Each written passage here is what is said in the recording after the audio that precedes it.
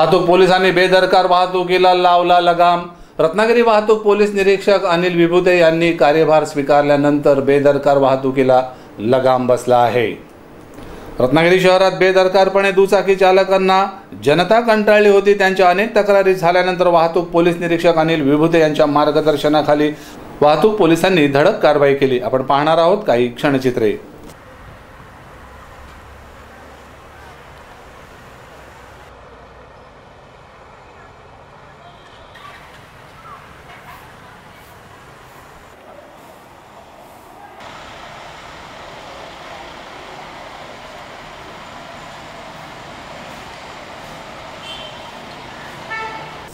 रत्नागिरी शहरात अनेक विद्यार्थ्यांकडून बेदरकारपणे गाडी चालवत असल्याच्या तक्रारी पोलिसांकडे आल्यानंतर रत्नागिरी शहरातील विविध ठिकाणी अशा कारवाया करण्यात आल्या आहेत।